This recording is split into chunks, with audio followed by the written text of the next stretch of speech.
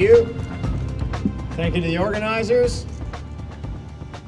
for allowing me to come here today and share some popular and unpopular solutions.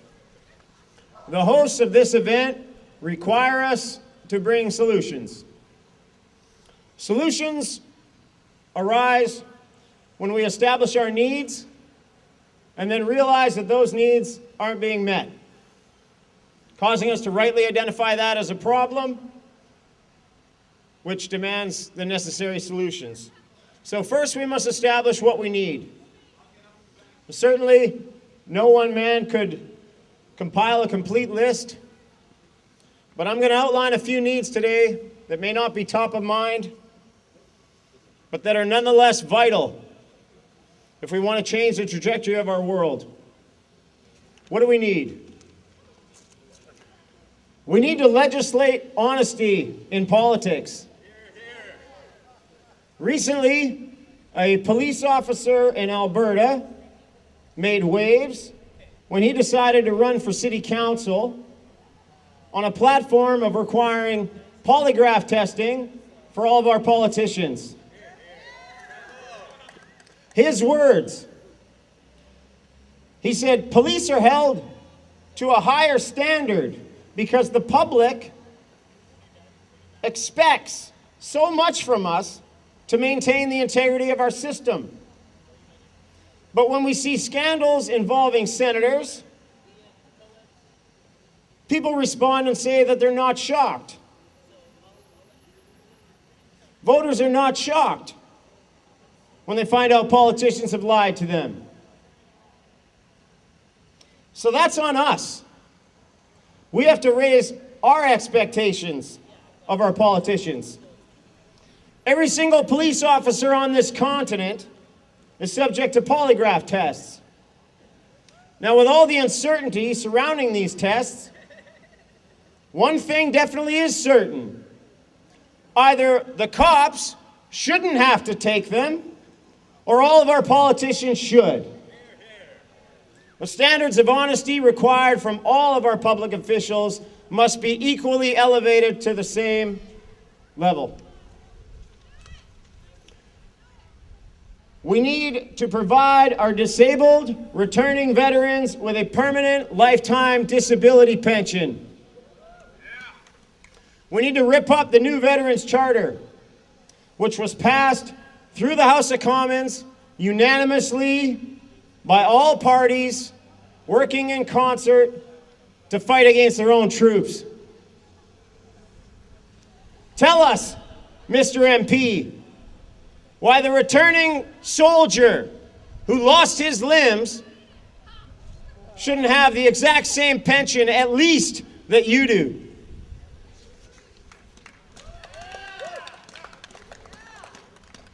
We need to maintain a free choice on flu vaccines.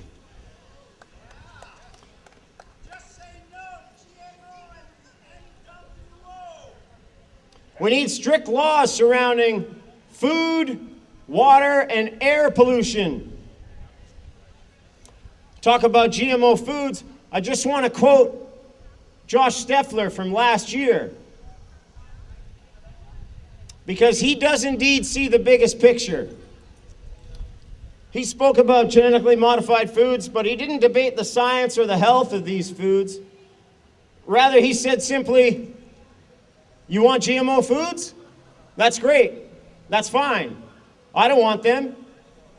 But the problem with demanding government solutions to things like GMO foods is the same authority that you want them to have to say you can't grow GMO is the same authority to say you can't not grow GMO. It's the same authority to say you have to grow this. You don't have the property rights. The government dictates your property rights and demands what you grow. So be careful when people come offering solutions that are dependent on force, that are dependent on coercion, that are dependent on you surrendering your individual authority to a collective that is designed to use force against our fellow human beings. Those are the words of a man who's focused. We need to nationalize the creation of our federal currency and credit. We need to retire our national debt. And we need to stop killing. We need our MPs to have a free vote in the legislature. No longer can they be made to toe the party line or follow their master on every vote. This change can come immediately without the involvement of the voters. This can happen tomorrow internally from the MPs by simply summoning the integrity and the courage to get off their knees and tell their leader that they won't participate in this type of system any longer. Only an MP can do that. Call yours and tell him to start representing you instead of his party. We need to get our governments out of the vice business. Drugs, gambling, prostitution. A government that relies on the revenues derived from these destructive forces is already bankrupt morally. We need to end corporate donations to our police forces. Every tool that our police need should be provided by the government alone. We need to stockpile, as a nation, gold and silver bullion. Gold is money.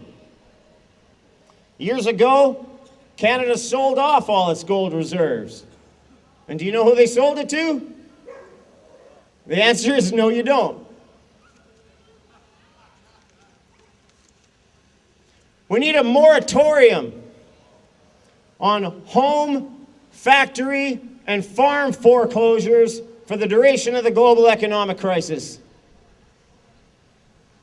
We need to create a civilian security council with the power to veto destructive legislation before it is signed into law.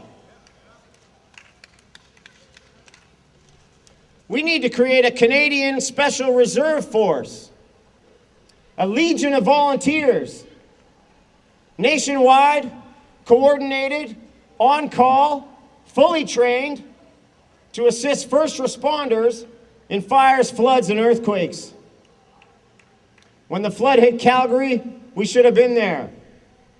And when the earthquake hits Vancouver, we should be ready. And we need to raise our measuring stick. Stop comparing our cities and our country to anything other than our own highest potential.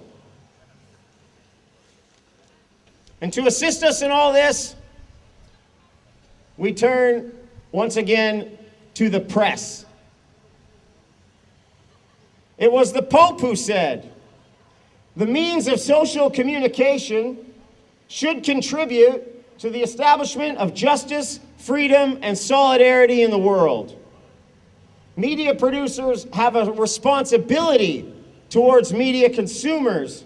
Above all, they must truthfully inform." This is a massive undertaking. One so important that President John F. Kennedy wrote a speech entitled "The President and the Press," which he delivered to the press April 27th, 1961. I'm going to leave you today with JFK's words. They're on my website. You can hear them. He said, "The very word secrecy is repugnant in a free and open society. And we are, as a people, inherently and historically opposed to secret societies, to secret oaths, and to secret proceedings. We decided long ago that the dangers of excessive and unwarranted concealment of pertinent facts far outweighed the dangers which are cited to justify it. And there is very grave danger that an announced need for increased security will be seized upon by those anxious to expand its meaning to the very limits of official censorship and concealment. That I do not intend to permit to the extent that it is in my control.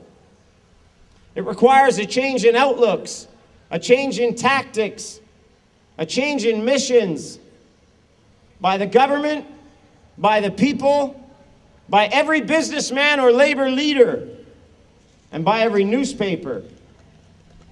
For we are opposed around the world by a monolithic and ruthless conspiracy that relies primarily on covert means to expand its sphere of influence, on infiltration instead of invasion, on subversion instead of elections, on intimidation instead of free choice, on guerrillas by night instead of armies by day. It is a system which has conscripted vast human and material resources into the building of a tightly knit, highly efficient machine that combines military, diplomatic, intelligence, economic, scientific, and political operations. Its preparations are concealed, not published. Its mistakes are buried, not headlined. Its dissenters are silenced, not praised. No expenditure is questioned, no rumor is printed, no secret is revealed. Without debate, without criticism, no administration and no country can succeed, and no republic can survive. That is why the Athenian lawmaker Solon decreed it a crime for any citizen to shrink from controversy. And that is why our press was protected by the First Amendment, not primarily to amuse and entertain, not to emphasize the trivial and sentimental, not to simply give the public what it wants, but to inform, to arouse, to reflect, to state our dangers and our opportunities, to indicate our crises and our choices, to lead, mold, educate, and sometimes even anger public opinion. And so it is to the printing press, to the recorder of man's deeds, the keeper of his conscience, that we look for strength and assistance, confident that with your help, man will be what he was born to be, free and independent.